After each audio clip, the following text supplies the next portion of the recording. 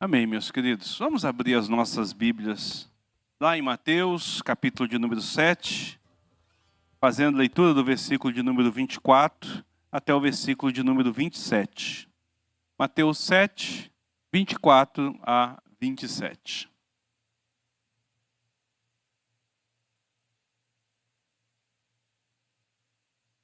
Mateus, capítulo de número 7, versículo de número 24 até o versículo de número 27.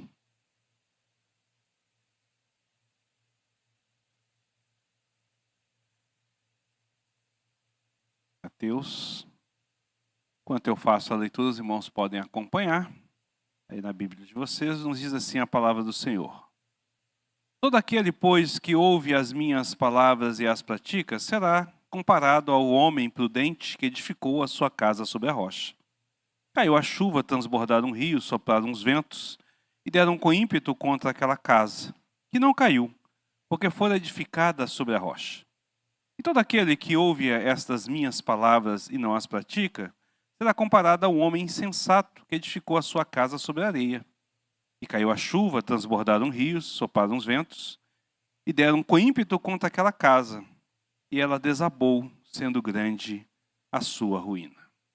Vamos orar mais uma vez? Bondoso Deus, louvamos e agradecemos pelo teu cuidado e graça. Pedimos novamente que o Senhor venha falar aos nossos corações, nos instruindo para a glória e honra do teu nome. Amém. Meus irmãos, como eu havia dito, as palavras do parágrafo anterior são palavras solenes que devem chamar a nossa atenção, que nós devemos prestar atenção em tudo aquilo que ela fala. Mas eu também já falei que as palavras deste novo parágrafo ainda são mais solenes do que aquelas, né? Do que as primeiras que foram. E aqui nós temos uma parábola que o nosso Senhor Jesus propõe, e esta talvez seja uma das parábolas mais conhecidas de Jesus. Mas nem sempre ela é estudada e compreendida da forma correta, como ela realmente deve de ser estudada e compreendida. Aqueles princípios que Jesus queria então ensinar através desta parábola, muitas vezes ele tem sido negligenciado. Muitas vezes tem sido até abandonados, esquecidos, né, pela igreja atual. Por quê? Porque a gente não tem conectado todo o discurso a essas parábolas. Geralmente a gente está acostumado a pegar somente essa parte do texto e fazer uma aplicação e tal, e não fazer o estudo de forma expositiva como nós fizemos e viemos fazendo até aqui. E isso é muito preocupante. Por que é preocupante nós não termos a dimensão correta e a profundidade correta sobre essa parábola?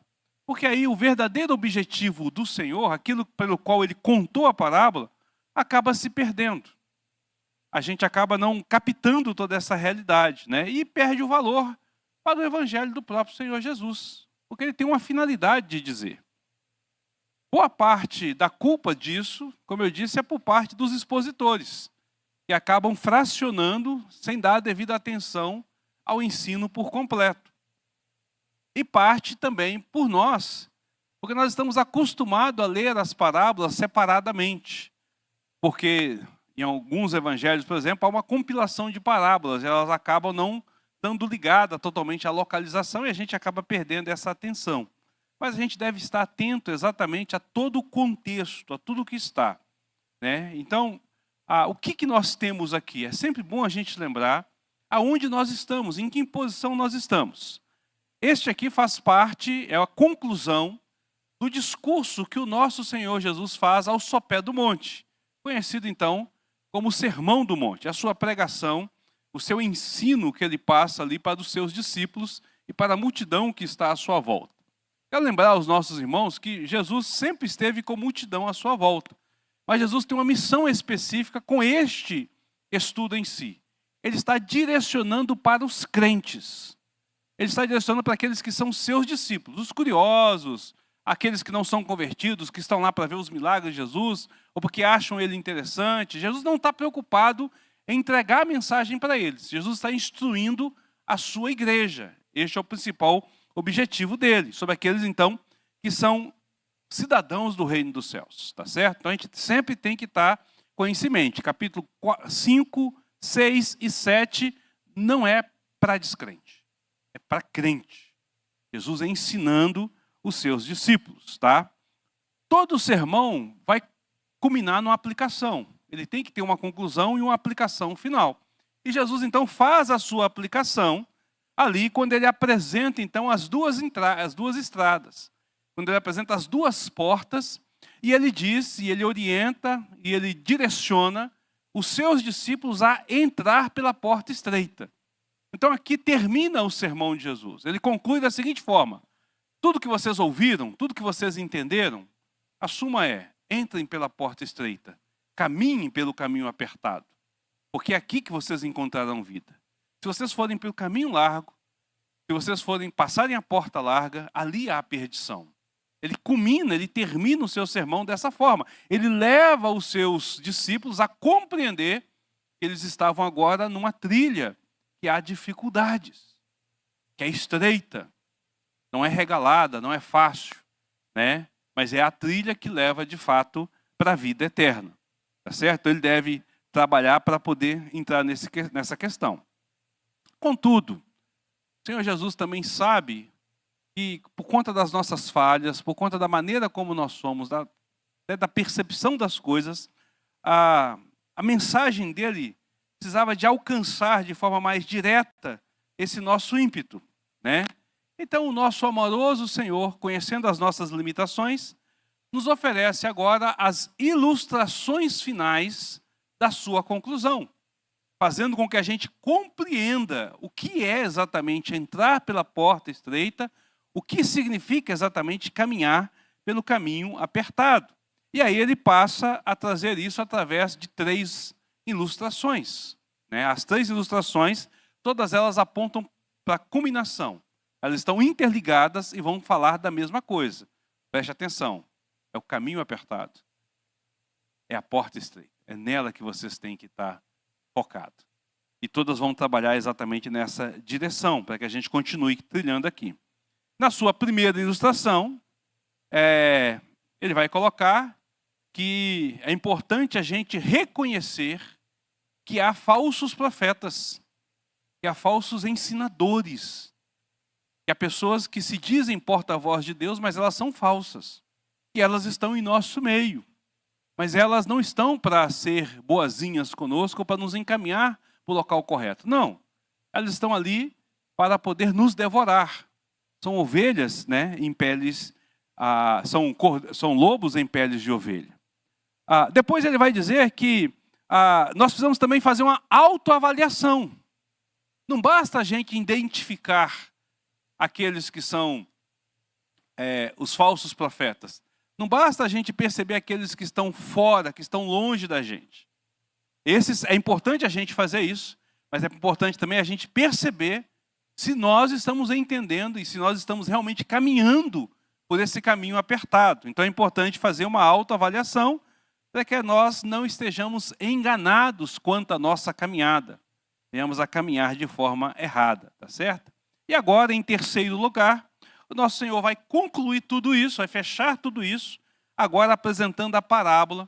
E nessa parábola ele fala sobre 2 construtores. A intenção dele é nos advertir sobre o perigo de buscar, da gente desejar, da gente querer, da gente ir atrás dos benefícios e das bênçãos da salvação, mas depois que a gente chegou até elas, criar uma falsa realidade sobre nós e descansar somente na aparência delas e não de fato se apoderar delas, né? Então a gente vai até o final, mas aí de repente a gente descansa achando que foi concluído, mas não foi. É preciso ter ainda uma observação maior. Tudo isso aqui aponta para aquilo que nós chamamos de doutrina da perseverança dos santos. Como eu disse, nós cremos que uma vez que nós somos salvos em Cristo, nós iremos perseverar até o fim. Tá certo? Nós vamos caminhar em Cristo porque Ele vai nos ajudar nessa caminhada, mas nós precisamos de perceber se realmente nós estamos em Cristo. se realmente a doutrina de Cristo, o ensino de Cristo está sendo aplicado em nossas vidas. Se nós não caminhamos, de repente, no engano do falso mestre, que distorceu a verdade, nós achamos que estamos caminhando com o Senhor e não estamos. Ou então, nós até estamos no local correto, mas a gente está se auto-enganando, a gente não está, de fato, firmado naquele ensino, porque nós estamos distorcendo o aprendizado. Ou nós até estamos no local certo, no aprendizado certo, mas a gente parou na porta. Não passamos. Vislumbramos tudo, mas não estamos, de fato, desfrutando. Estamos só à porta. E essa terceira parábola vai trabalhar essa questão. Então, tudo isso, ou seja, a conclusão de todo esse quadro, destaca esta realidade da perseverança.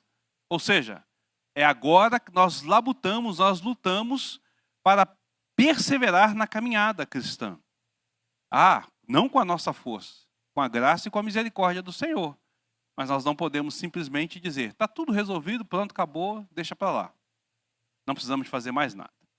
Eu estava assistindo um vídeo de um pastor, eu gosto às vezes de acompanhar os vídeos dele, tem muita coisa interessante, que é o Paulo, acho que é Paulo Mussolini, um negócio assim. Ele é um pastor batista, ele estava comentando hoje sobre uma declaração de uma influencer que trabalha com conteúdo para adulto, né? Um tal de Uracho, um negócio assim. E aí ela falou assim, não, eu uma vez fui até a igreja e aceitei Cristo como meu Salvador. E salvação a gente não se perde, porque é pela graça do Senhor. Então eu tenho certeza de que eu estou salva, de que eu vou para o céu. E aí ele estava tratando justamente dessa questão. Como é que uma pessoa que abandona a igreja, que trabalha agora com conteúdo para adulto, está completamente envolta no pecado, pode dizer assim, não, eu estou tranquilo. É o que nós vamos ver, é justamente isso. Aonde está edificada a sua fé? Aonde está enraizada? Tem base, tem sustento o que ela está falando? Foi pega pelo falso ensinamento, o que ela fala, nós falamos. De fato, Jesus nos salvou e é pela graça, nós somos salvos pela graça. Mas é a perseverança que garante o fato de que, de fato, eu encontrei a salvação. Não vale a pena a gente lembrar aquilo que Jesus diz na parábola anterior, né? Muitos virão a mim e dirão, Senhor, Senhor. Mas eu direi, eu não vos conheço. Vocês não vão entrar no reino. Mas Senhor, em teu nome nós fizemos isso. Não adianta, eu não sei quem são vocês. Vocês não vão entrar no reino.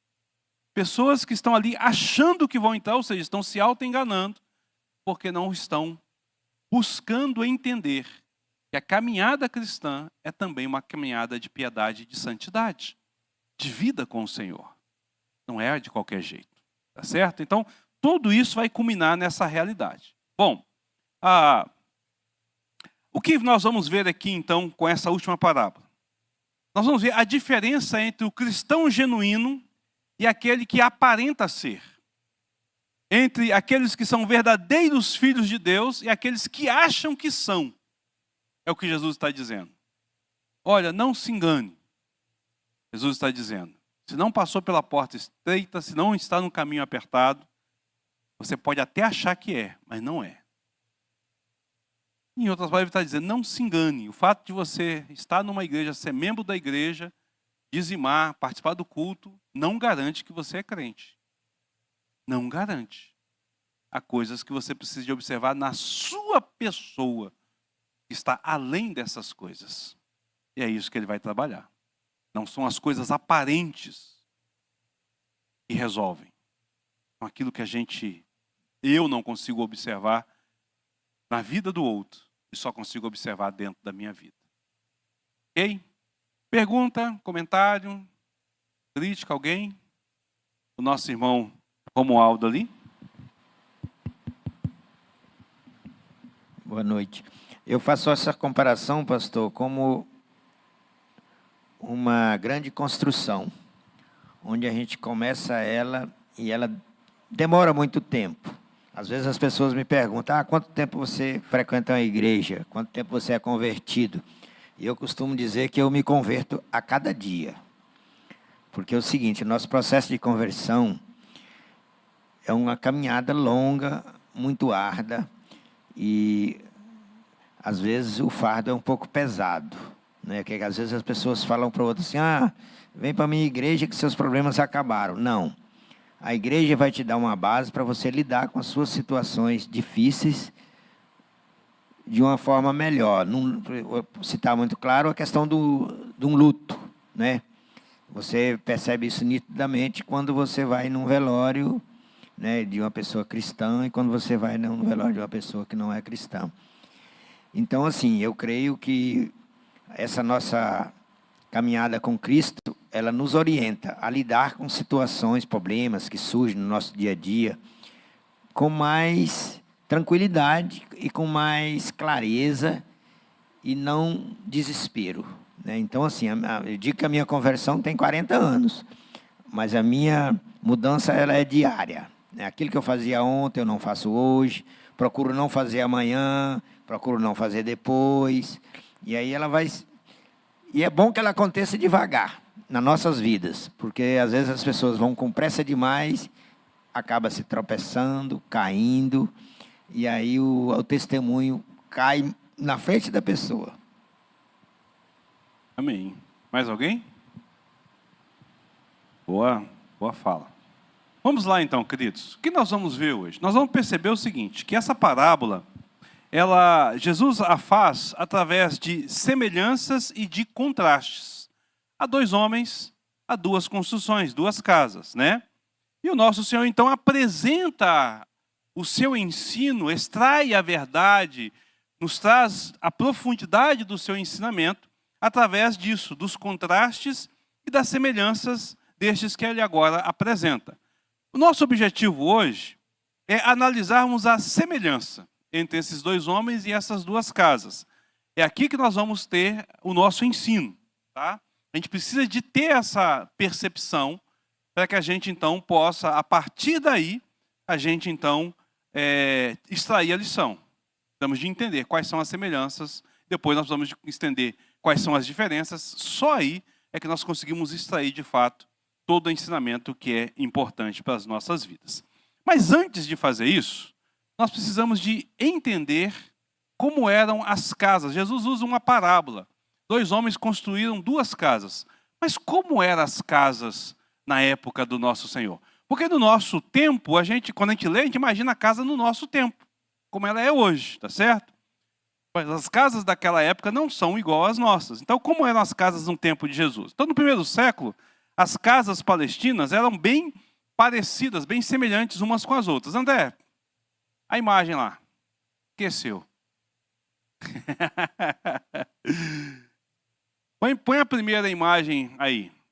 As casas palestinas, queridos, com exceção dos palácios, dos palacetes, que eram dos governadores, das pessoas mais ricas, na sua maioria eram construções pequenas. Geralmente medindo 3 por 5, 15 metros quadrados. Geralmente anda outra. Geralmente eram assim, casas assim, 15 metros quadrados. Isso era normal o tamanho da casa, tá certo? Por quê? E um único cômodo. Porque o judeu fazia tudo do lado de fora. Era costume dele fazer as coisas do lado de fora. A casa basicamente era para dormir. Era só um cômodo para que ele pudesse então estar dormindo, né?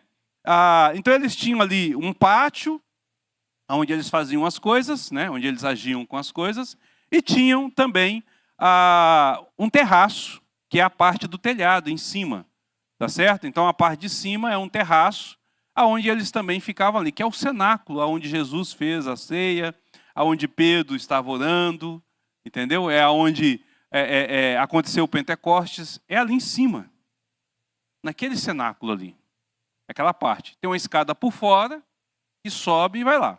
Essas casas, geralmente, as casas mais simples, dos pobres, as dos ricos ainda eram feitas com barro e argamassa, com pedra e argamassa. Mas os pobres faziam as escoras de madeira e aí faziam barro e palha para fazer o fechamento delas. Fechavam então as paredes, geralmente elas tinham entre 2 a 3 janelas, uma única porta ali de acesso, né, 2 a 3 janelas, uma escada lateral que subia, feita então de palha e de barro, e a parte de cima eram colocadas vigas de madeira e também era revestida com palha e barro. Era assim que era feita. Eu até estava comentando hoje com Ismael sobre essa questão. Quando aqueles homens levam o coxo até Jesus e destelham a casa, né? Na verdade, eles quebraram o telhado da casa, tiraram todo o revestimento, quebraram a madeira para descer eles. Quando eu li isso, eu imaginava assim, rapaz, onde é que eles arrumaram a escada? Será que eles trouxeram a escada também? Não, a escada já está na casa. É natural subir, né? Então a casa é bem pequenininha e eles sentavam ali. Quase não tinham móveis, porque eles sentavam geralmente no chão. Tinha uma espécie de banquinho, um tamburetezinho, mas geralmente era para eles apoiarem, era um local de apoio, porque eles sentavam no chão e apoiavam o cotovelo nesse local para comer, né? As casas um pouquinho melhor tinha isso, mas não tinha móveis, era esteira, era coisa bem simples, bem rústica mesmo, tá certo? Então essas construções eram erguidas dessa forma. Algumas casas, alguns com um pouquinho mais de recurso, agora bota outra foto, Israel. Na parte de cima, para evitar o assoreamento, né, por conta da chuva, tal, que caía ali em cima do barro, então eles plantavam grama. Está vendo ali, verdinho? Plantavam grama em cima, é a mesma coisa, só para poder manter o telhado com um tempo mais requintado. E aqueles que tinham um recurso um pouquinho melhor, colocavam ladrilhos de pedra ou ladrilhos de barro queimado. Mas a casa geralmente era feita dessa forma mais convencional. A maioria das casas, volta a imagem, André, era desse jeito aqui, ó. A maioria das casas. Não tinha uma arquitetura diferente, não tinha uma realidade diferente, a maioria das casas eram essa realidade, tá certo? Então, as pessoas um pouco mais abastadas, elas tinham piso embaixo e no terraço, ou grama. As pessoas mais simples, elas chão batido, barro mesmo, tanto no chão quanto em cima. A maioria das casas sim. E o pequeno, o espaço que eles faziam, tá certo? Em cima do assoalho, barro, e embaixo também barro. Alguma dúvida com relação a isso aqui? Conseguiram compreender a casa? Tranquilo? Pode tirar, André. O nosso Senhor sempre usou ilustrações fáceis do povo captar. Ele sempre usou aquilo que é familiar para os seus ouvintes. Para a gente é estranho quando Jesus conta uma parábola ou faz uma ilustração, porque a gente não estava naquele primeiro século, mas eles estavam convivendo com aquilo o tempo todo. Então, quando Jesus fala dessas casas, ele diz assim, olha, todo aquele que pratica é comparado ao que constrói, e o que não pratica é comparado também ao que constrói uma casa. Ali na hora, aqueles irmãos, aquelas pessoas que estavam ali, os discípulos que estavam ali, ligaram. Tiveram essa imagem na mente. Essa imagem na mente. Tá certo? Então, o que nós temos aqui? Nós temos algo extremamente comum, de facilidade do pessoal poder entender. E Jesus, então, não está falando de um palacete, não está falando de uma arquitetura diferente, ele não está falando de uma casa muito chique, ele está fazendo de uma casa básica, porque as pessoas que estavam lá entenderiam isso com muita facilidade, com muito entendimento do que ele está falando. E eram, então, o que ele relata, então, são de pessoas simples, pobres, que decidem construir para si um abrigo, uma casa. É disso que ele está falando. Olha, tinha dois homens simples como nós aqui, pobres como nós aqui, que resolveram construir uma casa. Cada um resolveu construir uma casa. Tá certo? Então fica fácil de estabelecer aqui a similaridade. O que tinha de semelhança entre as duas casas e dois homens. Primeiro vamos entender esses dois homens. Ambos tinham a necessidade de construir uma casa. Eles não estavam construindo por luxo, por prazer, não era costume das pessoas fazerem a casa para ter algo luxuoso. Era costume das pessoas fazer pela sua necessidade. Então eles tinham necessidade de construir. Ambos queriam a mesma coisa. Pensavam e estavam interessados nas mesmas coisas. E lançaram mão ao trabalho. Ok? Não era uma construção por capricho ou por vaidade, como eu disse, mas era uma construção por necessidade. Eles precisavam desta casa. Um abrigo para ele e para os seus familiares. Não era uma casa para locação, né? Não. É algo básico, necessário para mim e para minha família. Eu preciso disso. É bom a gente entender isso. Esses homens estão dizendo assim, eu preciso disso. Não somente isso. Eles lançaram a construir na mesma localidade. Na mesma localidade. E nós podemos perceber isso porque as mesmas intempéries alcançaram os dois. E veio a chuva, e veio o vento, e transbordaram os rios, e deu com ímpeto contra as duas casas. Do mesmo jeito, um igual ao outro. Então as duas casas ali, elas foram colocadas na mesma localidade. Porque receberam a mesma ataque com a mesma intensidade. Um outro detalhe importante é que quando nós lemos então dessa forma e percebendo essa símile, nós vamos ver que essas casas provavelmente eram vizinhas, uma ao lado da outra. Não é uma aqui e outra lá. Porque a percepção acontece instantânea. Veja, quando ele conta da mesma forma. Né? Olha só. Versículo de número 24. Todo aquele, pois, que ouve essas palavras e as pratica, será como um homem prudente que construiu essa casa sobre a rocha. Versículo 25. E caiu a chuva, transbordaram rios, sopraram os ventos, deram com ímpeto contra aquela casa. Agora o versículo de número 26. Todo aquele que ouve as minhas palavras e não as pratica, será como comparado ao homem insensato que edificou a sua casa sobre a areia. E caiu a chuva, transbordaram rios, sopraram os ventos e deram com ímpeto contra aquela casa. A mesma coisa. Então é como se você estivesse vendo as duas casas e de repente tudo acontecendo sobre as casas ali, tá certo? Da mesma forma. Então nós temos as duas casas vizinhas, temos as duas casas ali da mesma localidade, né? E nós podemos dizer que essas casas iniciaram e terminaram no mesmo tempo. E que ambos os homens passaram a habitar as suas novas casas no mesmo tempo. Porque a coisa acontece simultânea entre eles. Tá certo? Então esses homens tomaram decisões, resolveram construir. Então o que tem de semelhança? O modelo da casa, o tipo de construção, a estrutura da casa, materiais que foram usados, né? Eles definiram fazer isso tudo. Então quais são as semelhanças da casa? É como se nós estivéssemos vendo os nossos conjuntos habitacionais. Cada de um fosse de um outro.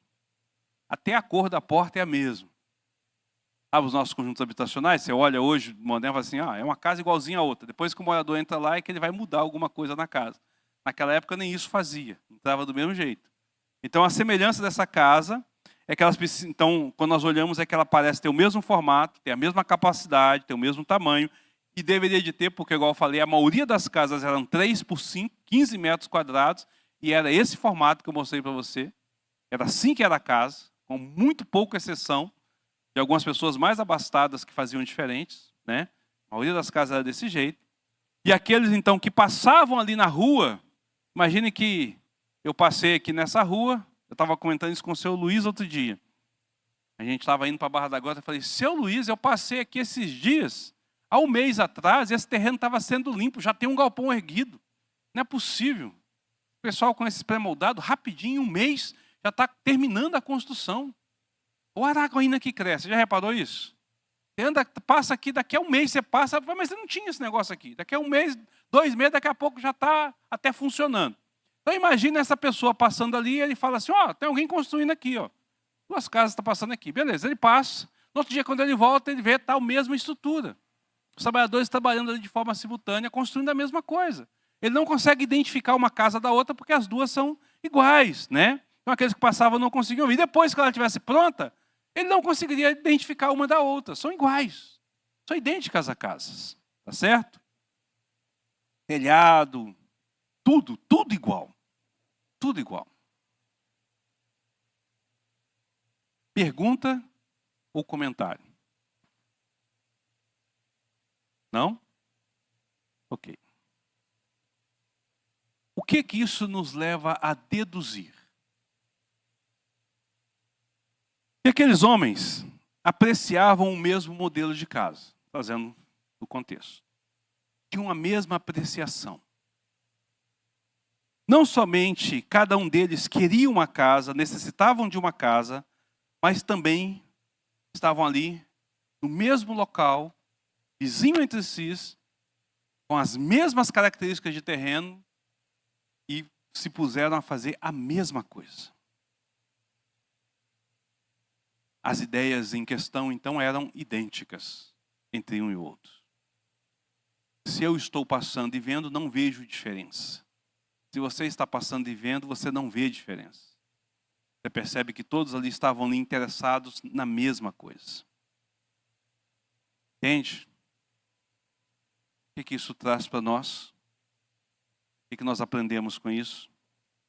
Se aqueles homens queriam, precisavam e desejavam a mesma coisa, se aqueles homens começaram a construir o mesmo tipo de casa, nós podemos entender que o nosso Jesus está dizendo, através dessa ilustração, ou ele está nos trazendo através dessa ilustração, um alerta de que nós podemos fazer a coisa certa, começar a construção certa, iniciar a obra de forma correta, mas ainda assim está fora do reino.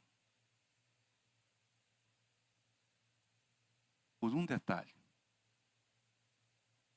Por um detalhe. Percebe o que Jesus está colocando? Se nós achamos que a porta é estreita e o caminho é apertado, ela afunila um pouquinho mais, aperta um pouquinho mais. Na primeira parábola, nós percebemos que nós não podemos levar nada conosco, a não ser nós mesmos. Ainda temos que tomar o cuidado de alguém não nos impedir de entrar. Na segunda parábola, nós não podemos levar nem a nossa confiança em nós. Nenhum mérito nosso leva a gente até lá. E na terceira parábola, ele diz que nós não podemos vacilar, porque talvez tenha alguma coisa que nos mantenha do lado de fora. Ele está estreitando esse caminho para a gente entender o quão difícil é. Não se trata do que estamos construindo. Perceba, os dois constroem a mesma coisa. Não, é porque a minha obra é melhor do que a dele. Não. A minha obra é diferente da dele. Não. Jesus não está lidando aqui, por exemplo, com religiões. Né? Nós dissemos assim, quando nós olhamos para a nossa vida e examinamos, por exemplo, uma seita, a gente fala assim, a gente tem muita coisa diferente dele. A obra que nós realizamos, a construção da nossa fé é bem diferente da deles. Um católico, ele vai confiar nas suas obras. Nós não confiamos em nossa obra, é bem diferente. Um católico vai se ajoelhar diante de uma imagem. Nós não fazemos isso, é bem diferente. Tem essa diferença. Mas Jesus está falando assim, não, eu não estou falando disso. Eu estou falando que a obra que está sendo feita é igual. Até o tempo de construção é o mesmo. Até o modelo é o mesmo. Até a necessidade pelo qual se está construindo é a mesma. Mas é possível que fique do lado de fora. Não basta parecer. Não basta ser semelhante, ser igual.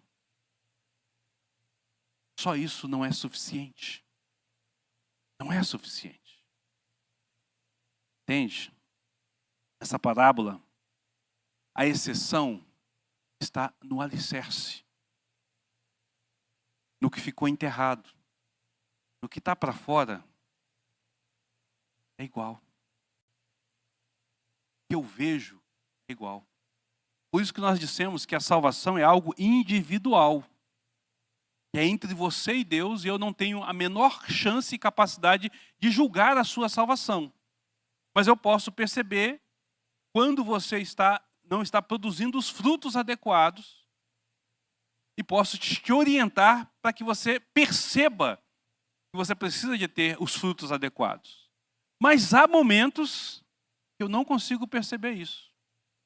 Eu olho para você e falo, não, os frutos estão bons. A construção está boa. Mas o que está enterrado dentro de você, aí é você e Deus. É vocês dois. Que precisam de avaliar. É eu com o meu Senhor tenho que fazer a avaliação. Eu estou fazendo a construção certa? É isso que o nosso Senhor Jesus tem chamado a nossa atenção. Porque na hora que vir as intempéries, que vai segurar a nossa obra é o que está por baixo, não o que está aparente. É ali que nós seremos testados de fato, provados e confirmados ou não diante do Senhor. Pergunta, comentário? Alguém? Tranquilo até aí? Vale agora ou cale-se para sempre? Bom, eu sei que isso traz um nó na cabeça da gente, né? Traz uma série de coisas. Então, como é que a gente pode lidar com isso? Nós vamos lidar com isso mais claramente quando a gente vê as diferenças. Hoje é só as semelhanças. Mas é bom a gente perceber que há alguns sinais e algumas orientações e algumas admoestações da palavra do Senhor que nos faz verificar a nossa própria atitude. Para que a gente possa perceber o quanto nós estamos alicerçados ou não. Toda a orientação bíblica, toda, de Gênesis a Apocalipse, visa exclusivamente a nossa autoavaliação. Porque a nossa salvação depende da graça e da misericórdia de Deus. Eu não posso me salvar. Não vou conseguir nada com mérito. Mas toda a Bíblia, ela, ao mesmo tempo que ela diz que a salvação é pela graça, ela também diz que eu preciso de cuidar para estar de pé e não cair. Não é isso que Paulo diz? Aquele que está de pé, cuide para que não caia. E uma das palavras mais interessantes de Paulo, que Paulo coloca sobre essa questão da salvação, quando ele está no final da sua vida, na sua segunda carta a Timóteo, está ali no tempo final, e ele diz assim: percorri a carreira, guardei a fé, o que me resta é a coroa da vida. Ele está dizendo, chegou o final da minha jornada e eu tenho certeza que aonde eu estou no local certo. Mas você vai perceber que Paulo também, por diversas vezes, ele fala da luta dele. Ele diz, como esmurrando o meu peito. Em outras palavras, em outros momentos, ele diz assim, deixando as coisas que para trás ficam. Perceba que Paulo está constantemente olhando para frente, para Cristo, vigilante em Cristo, e observando a sua vida. E há um outro texto que Paulo diz assim, para que eu não me veja fora, ou que eu não me veja perdido. Cuidando para que, vocês entrando, eu também não fique de fora. Então, Paulo está preocupado com a própria análise da vida dele nessa caminhada cristã. Então, toda a Bíblia vai trazer esse contexto que a gente precisa de fazer. Eu tenho que me avaliar. De que forma eu estou firmado em Cristo? Veja, de que forma eu estou firmado em Cristo? Cristo é realmente Senhor da minha vida? Eu o conheço de fato como meu Salvador? A minha vida tem um relacionamento real com Cristo? Porque fazer o que todo mundo faz não resolve. Te faz religioso. Não te garante salvação. Avaliar a sua vida aqui, com outro irmão. Mas quando eu olho para o seu Luiz, eu me vejo fazendo algo como o seu Luiz ou como Ismael. Eu me vejo praticando a mesma coisa. Não vai ser a solução. Eu e a Bíblia, como estamos? Eu e os ensinamentos da palavra de Deus, como estamos? E aí, queridos, nós temos perdido muito, muito, muito ao longo dos anos, porque a igreja tem se relaxado. E aí, quando eu falo a igreja tem ficado relaxada, tem se relaxado, eu não estou dizendo que a culpa é do membro. Eu estou dizendo que a culpa é da liderança da igreja. Pastor, presbíteros, diáconos, professores de escola dominical, começando lá do pastor e descendo, que não tem se preocupado, como deveria, de passar os princípios da qual eu devo avaliar a minha vida. Ou não tem fundamentado a sua vida e o seu ensinamento naquilo que é importante, nos detalhes a qual eu preciso de me assegurar para que eu não esteja me auto-enganando, me auto-iludindo. Entende? Passamos um período agora em que nós simplesmente pregamos, se você quer aceitar Jesus, levante a sua mão, venha à frente. E agora, a partir de agora, que maravilha, você está salvo. Ou como o nosso irmão Romualdo falou, seus problemas foram resolvidos. Vem para Jesus que seus problemas foram resolvidos.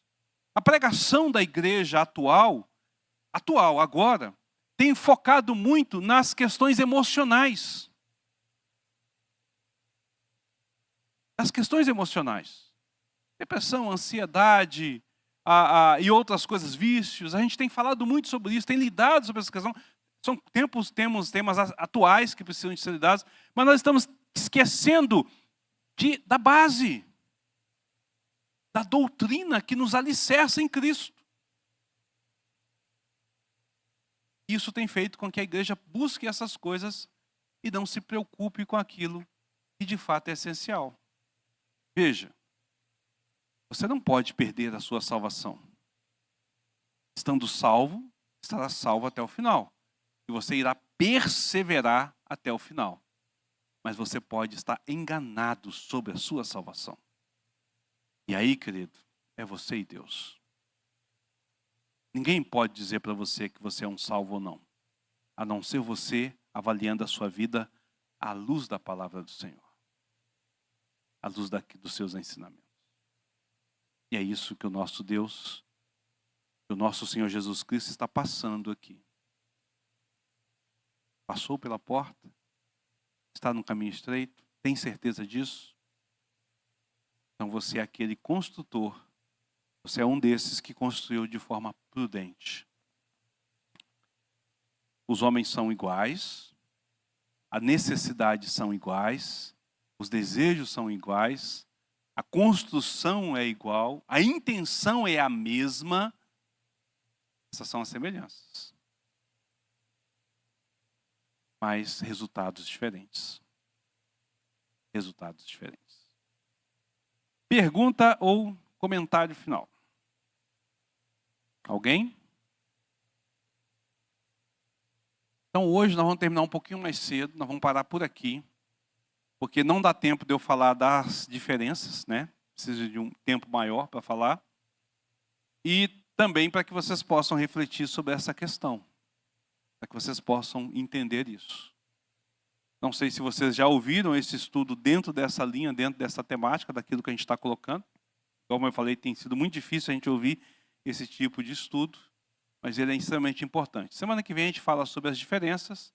E aí você vai poder compreender como que eu faço essa distinção de forma mais clara. Mas o alerta fica para que a gente possa avaliar a nossa vida dentro desse contexto. Ok, meus irmãos?